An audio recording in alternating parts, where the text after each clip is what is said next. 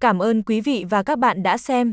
Hãy like video và đăng ký kênh để theo dõi tin tức mới nhất. Vòng 8 giải bóng đá ngoại hạng Anh 2023 đến 2024, tâm điểm Arsenal, Manchester City. Tâm điểm của vòng 8, giải bóng đá ngoại hạng Anh mùa giải 2023 đến 2024 là cuộc đối đầu giữa hai câu lạc bộ lớn là Arsenal và Manchester City. Đây rất có thể sẽ là trận cầu quan trọng góp phần không nhỏ để quyết định câu lạc bộ nào sẽ là nhà vô địch ngoại hạng Anh mùa giải này. Luton Town, Tottenham tiếp mạch bất bại. Sau 7 vòng đấu thì thầy trò huấn luyện viên Ange Postecoglou đang có 5 trận thắng và 2 trận hòa, ghi được 17 bàn để thủng lưới 8 bàn. Có được 17 điểm xếp thứ 2 trên bảng xếp hạng, đồng điểm với Arsenal. Kết quả bất bại sau 7 vòng đấu của câu lạc bộ Tottenham khiến người hâm mộ kỳ vọng vào một mùa giải khởi sắc, thậm chí là hướng tới việc cạnh tranh sòng phẳng chức vô địch ngoại hạng Anh mùa giải này. Trong khi đó, Luton Town của huấn luyện viên Rob Edwards đang có 1 trận thắng, 1 trận hòa và 5 trận thua sau 7 vòng đấu, ghi được 6 bàn thủng lưới 14 bàn. Có được 4 điểm xếp thứ 17 trên bảng xếp hạng. Đây không thể xem là kết quả thi đấu tốt và chắc chắn Luton Town sẽ phải tập trung cho mục tiêu trụ hạng ngay ở thời điểm hiện tại. Đối với một câu lạc bộ mới lên hạng như Luton Town, có lẽ để có điểm trước một đội bóng thực lực vượt trội phong độ lại cao như Tottenham là điều hơi quá sức. Dự đoán đây sẽ là trận thắng cho thầy trò huấn luyện viên Ange Postecoglou. Burnley, Chelsea, thừa thắng xông lên. Sau 7 vòng đấu thì thầy trò huấn luyện viên Mauricio Pochettino có 2 trận thắng, 2 trận hòa và 3 trận thua, ghi 7 bàn để thủng lưới 6 bàn.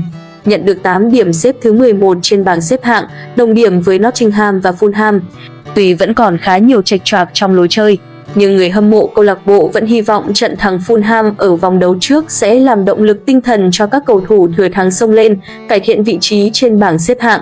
Thầy trò huấn luyện viên Vincent Kompany đang có phong độ thi đấu không quá tốt, sau 7 vòng đấu họ đã có 1 trận thắng, 1 trận hòa và 5 trận thua. Ghi được 6 bàn thủng lưới 16 bàn, có được 4 điểm xếp thứ 19 trên bảng xếp hạng, đồng điểm với Everton và Luton Town.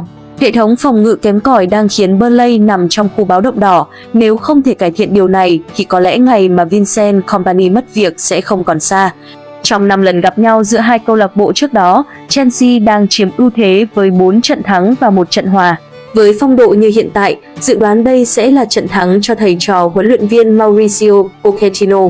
Manchester United Brentford không dễ cho Manchester United. Manchester United đang có 3 trận thắng và 4 trận thua sau 7 vòng đấu, ghi được 7 bàn để thủng lưới 11 bàn, đang có 9 điểm xếp thứ 10 trên bảng xếp hạng. Đây chắc chắn không phải phong độ mà người hâm mộ muốn thấy đối với câu lạc bộ mà họ yêu mến. Và thầy trò huấn luyện viên Erik ten Hag cần phải nhanh chóng giúp câu lạc bộ kiếm điểm để cải thiện vị trí trên bảng xếp hạng. Nếu không thể cải thiện được phong độ thi đấu, có lẽ chiếc ghế huấn luyện viên trưởng của Erik ten Hag sẽ lung lay hơn bao giờ hết. Thầy trò huấn luyện viên Thomas Frank đang có 1 trận thắng, 4 trận hòa và 2 trận thua sau 7 vòng đấu, ghi được 10 bàn thủng lưới 10 bàn. Có được 7 điểm, đang xếp thứ 14 trên bảng xếp hạng, đồng điểm với Wolverhampton Wanderers. Nhìn chung thì Brentford đang có phong độ không quá cao mà cũng không quá thấp, và họ hoàn toàn có khả năng gây bất ngờ trước một Manchester United đang không có phong độ cao. Trong 5 lần gặp nhau giữa hai câu lạc bộ trước đó, Manchester United đang chiếm ưu thế với 3 trận thắng, 1 trận hòa và 1 trận thua. Với phong độ như hiện tại, dự đoán đây sẽ là trận chia điểm giữa hai câu lạc bộ.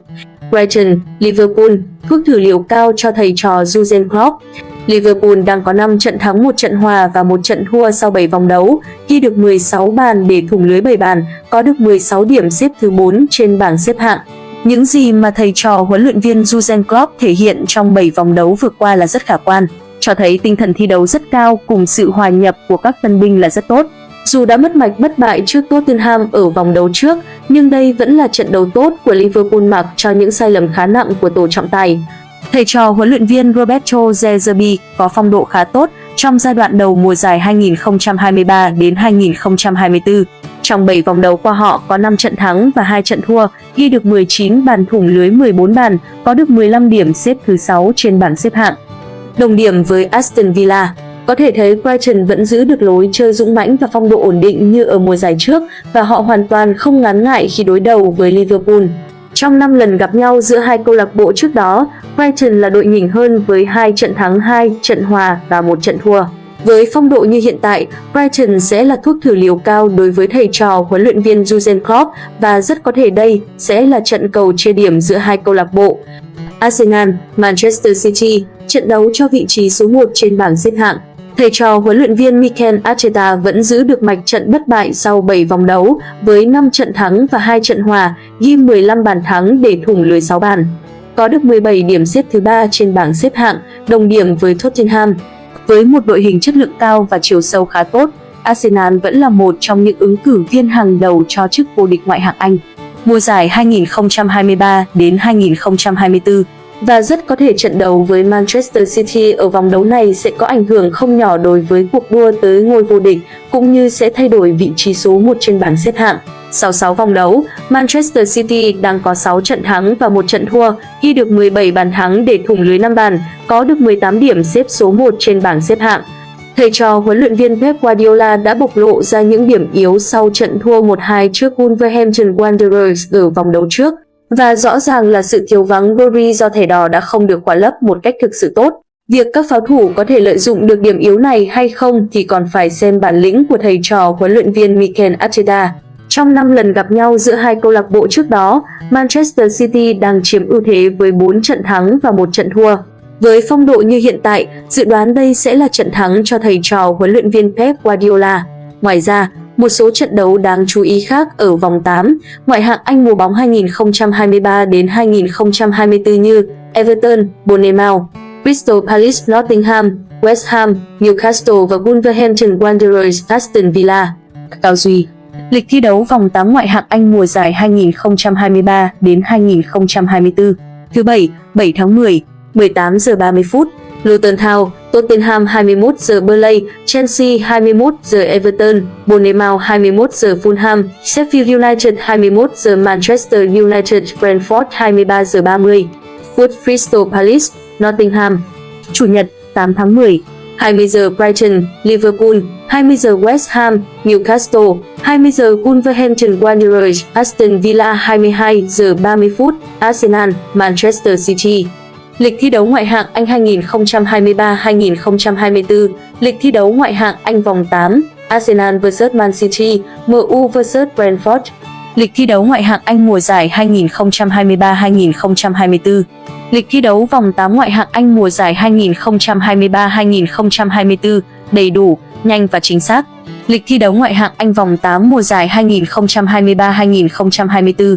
Lịch thi đấu ngoại hạng Anh thứ 7 ngày 7, 10, 18h30 ngày mùng 7 tháng 10, Luton Town vs Tottenham. 21 giờ ngày mùng 7 tháng 10, Burnley vs Chelsea. 21 giờ ngày mùng 7 tháng 10, Everton vs Bournemouth. 21 giờ ngày mùng 7 tháng 10, Fulham vs Sheffield United. 21 giờ ngày mùng 7 tháng 10, MU vs Brentford. 23 giờ 30 phút ngày mùng 7 tháng 10, Crystal Palace vs Nottingham Forest. Lịch thi đấu ngoại hạng Anh chủ nhật ngày 8, 10, 20h00 ngày mùng 8 tháng 10, Brighton vs Liverpool. 20 giờ ngày mùng 8 tháng 10, West Ham vs Newcastle. 20 giờ ngày mùng 8 tháng 10, Wolves vs Aston Villa. 22 giờ 30 phút ngày mùng 8 tháng 10, Arsenal vs Man City.